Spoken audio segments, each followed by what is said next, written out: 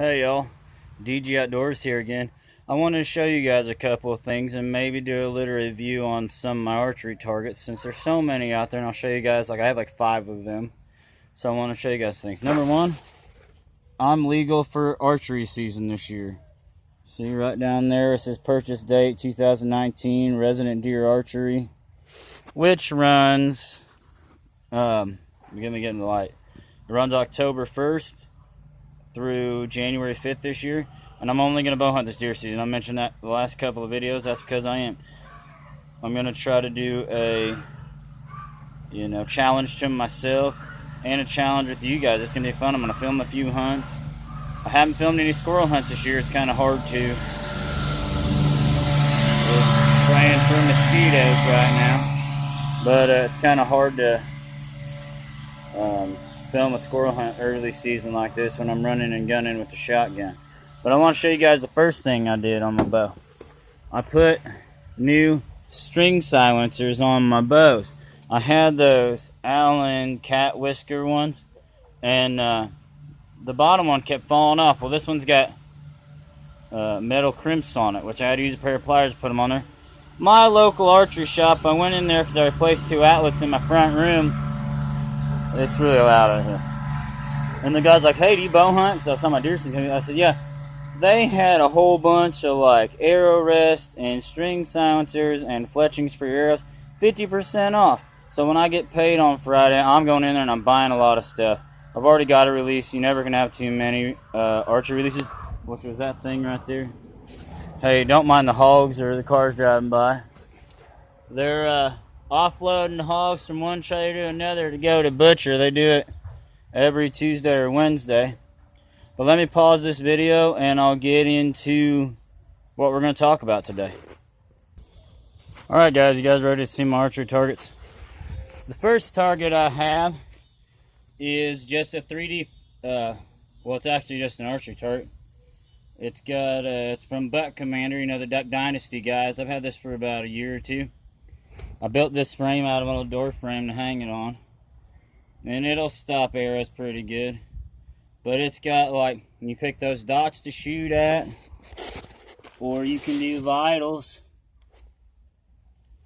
You can do vitals on the target too.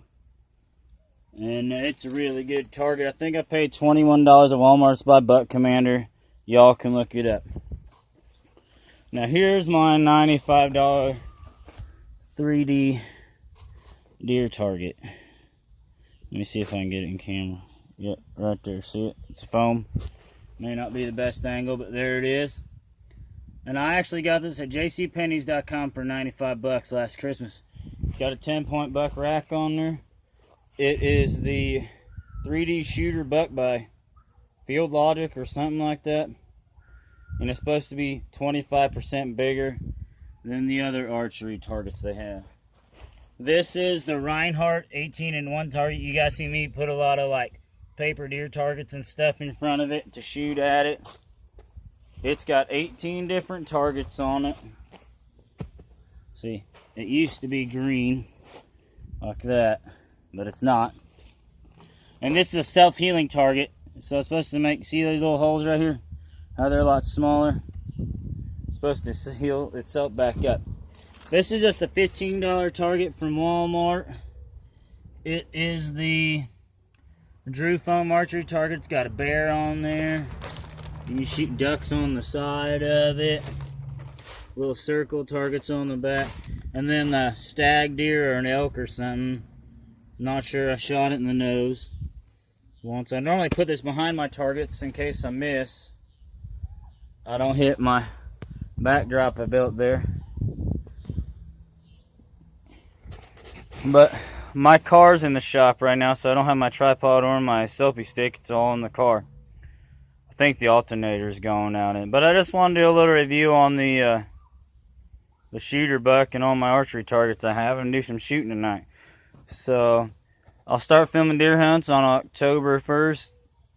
And oh, another thing, I don't know if I've talked about this, but Indiana, on the indiana.gov site, has a thing called the Archer's Index. And what that is, it's for volunteers. and is the way for the DNR to track wild game population like deer and turkey.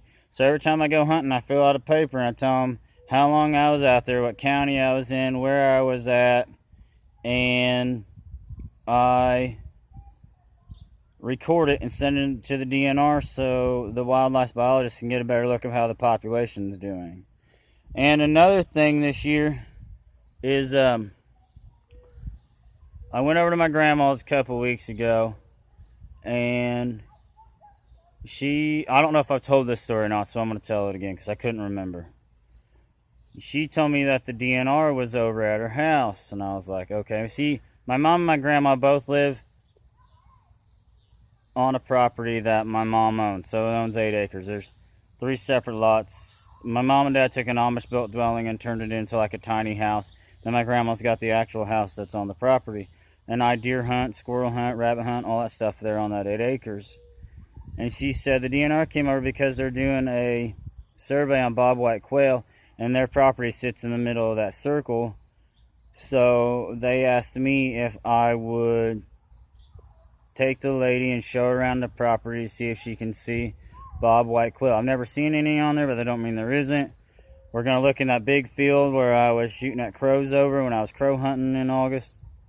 I can't believe it's September. I got like 3 weeks before bow season opens now because it's the 4th of September. I've got to do some shooting, which is why I'm out here today. But this year is donated to archery only deer hunting to challenge myself. Hopefully get my first deer. I haven't even shot my first deer yet. I've missed a lot of deer. Trust me. I've missed a lot and it sucks. But I'm either going to miss or not take the shot at all because I'd rather not injure a deer. But and wildlife conservation and research. So I hope you all enjoyed this video, and I'll catch up with you guys later.